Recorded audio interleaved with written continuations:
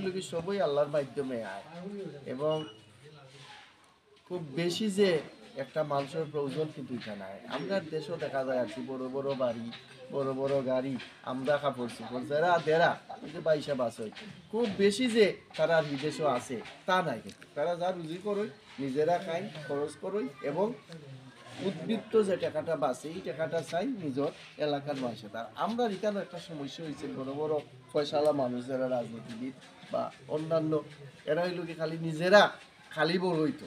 আমার খালি গড় আছিল 14 আট, ওখান হইতে 1400 আট। ওই যে আমি ভাই আইলাম মাইন্ড করি না যে এক সময় এই এলাকাত আমি প্রায় আইতাম, ওখান থেকে খেতর তো মিনমিন নাই কিতা সব বাউন্ডারি ভালো হয়েছে, আগেইটা আসিল না।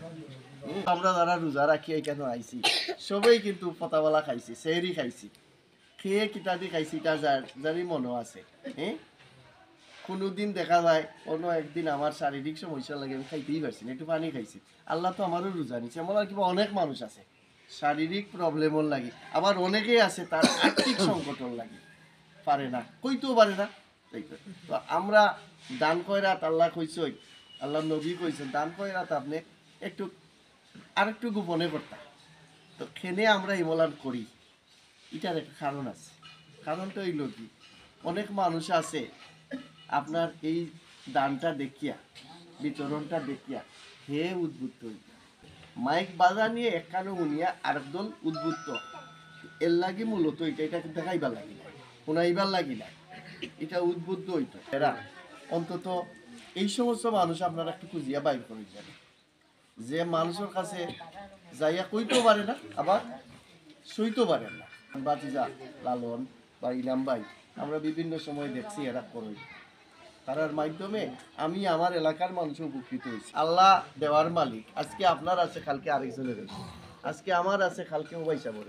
এটাই আমরা পরিবর্তন দেখলাম। আমরা এই বয়সে আমরা অনেকেই কেন মুরব্বী আছেন, আমার বয়সে বড় আছে, আমরা অনেক পরিবর্তন দেখলাম, চেঞ্জ দেখলাম। মানুষের দিলে কমে না, না দিলেই কমে। বাজার করিয়া দেখুন যেন মেহমান মুসাফির আইলে খেমলান যে আল্লাহ চালায় 10 জন 20 জন আইসে খাওয়া যায়, আবার দেখা যায় 2 জনের পরিবারেও সঠিকভাবে খাওয়া যায় না। কিন্তু ওই যে পশু পাখি আছে কেউ দিছে, কিন্তু তারা কিন্তু দেখুন জমায়েত হয় না, বিকালে সন্ধ্যাবেলা গিয়ে ঘুমাই থাকে। তো তারা তো বাচ্চা কাচ্চা লইয়া খায় না নি, পাখি গরু ছাগল সবই খায়। আপনি গরু ছাগলটা খাওয়ারা আপনার স্বার্থে, তার স্বার্থে না। আপনি মুঠো হইলে পয়সা বেশি পাইবা, গাইরে বেশি খাওয়াইলে দুধ দিব এলেই খাওয়াই। তো রিজেক আল্লাহ দেয়, আমরা খামোখা চিন্তা করিয়া পেরেশানি করি, ভোগান্তি করি। এটা আমরা যে কোনো হয়তো একটা কারণে ভোগান্তি করি। আমরা ভোগান্তি করলে এটাও কইতাম আল্লাহর একটা নিয়ামত যে আমার কোনো অপরাধ আছে, আল্লাহ আমার এখান থেকে মুক্ত দিব। এখানে আমরা বেঁচে পড়বো, আমরা অশান্তি পড়তাম না, আমরা সবর করতাম।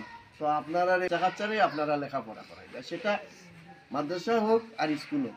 বাচ্চা কাচ্চারে লেখাপড়া কেউ দয়া করিয়া কৃপণতা করতে না। খানি কম খাইলেও আল্লাহ চালাইব, বালা বন্ধ খাইলেও চলবো, কিন্তু বাচ্চা কাচ্চাদের শিক্ষিত করেন যেন দেখবা সমাজও পরিবর্তন হইব, মানুষের পরিবর্তন। আল্লাহ আমরা কাপড় কম দামি কিনলে কিছু হইতো না, শুধু পরিষ্কার পরিচ্ছন্ন থাকতে আপনি